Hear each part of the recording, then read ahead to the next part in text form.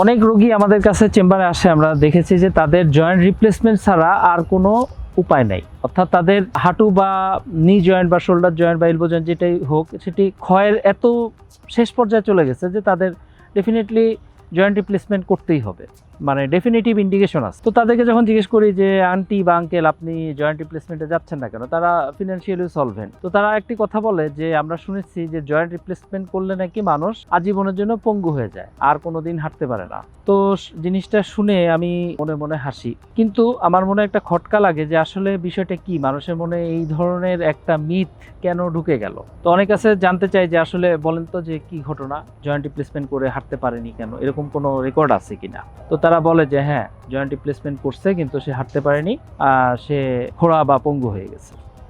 তো বিষয়টা আসলে কি, বিষয়টা হলো জয়েন্ট রিপ্লেসমেন্ট তখনই করা হয় যখন মানুষের আর কোনো উপায় থাকে না, সে যখন একেবারে বিছানাগত হয়ে যায়, বেড রিডেন হয়ে যায়, চলতেই পারতেছে না, প্রচণ্ড পেইন।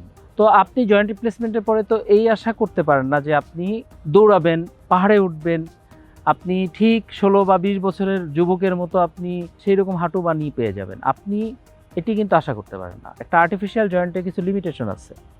আপনি একেবারে হাঁটতে পারতেছেন না, আপনি প্রচণ্ড ব্যথায় আক্রান্ত, আপনি নড়তে পারেন না, বসতে পারেন না, জয়েন্ট রিপ্লেসমেন্ট করলে এই জিনিসগুলো আপনার ঠিক হয়ে যাবে, ব্যথা কমে যাবে। কিন্তু জয়েন্ট রিপ্লেসমেন্টে তো কিছু লিমিটেশন আছে, যেমন আপনি নিচে বসতে পারবেন না, পা ক্রস লেগে যেতে পারবেন না, নামাজ আপনি নিচে পড়তে পারবেন না, এরকম কিছু জিনিস তো আপনাকে মানতে হবে। এই জিনিসগুলো যদি মেনে নিতে পারেন তাহলে জয়েন্ট রিপ্লেসমেন্ট করলে আপনি খুবই সুন্দর লাইফ লিড করতে পারবেন, ব্যথামুক্ত এবং স্টেবল একটা লাইফ লিড করতে পারবেন। সো এই ধরনের ধারণা থেকে আপনারা বেরিয়ে আসুন যে জয়েন্ট রিপ্লেসমেন্ট করলে আর হাঁটা যায় না, পঙ্গু হয়ে যায়, এটি সম্পূর্ণ মিথ্যা। তবে হ্যাঁ, 1 বা 2% ক্ষেত্রে জয়েন্ট রিপ্লেসমেন্টের পরে ইনফেকশন হতে পারে। যাদের জয়েন্ট রিপ্লেসমেন্টের আগে দেখা যাচ্ছে যে বাত জাতীয় রোগ আছে, অর্থাৎ রিউমাটয়েড আর্থ্রাইটিস, রিমিটিক কোনো রোগ আছে, তাদের ক্ষেত্রে জয়েন্ট রিপ্লেসমেন্টের সাথে সাথে ওই রোগেরও তো চিকিৎসা লাগবে। জয়েন্ট না ঠিক করে দিলাম, কিন্তু ওটি তো রক্তের একটি বাত জাতীয় রোগ, ওটির চিকিৎসা লাগবে।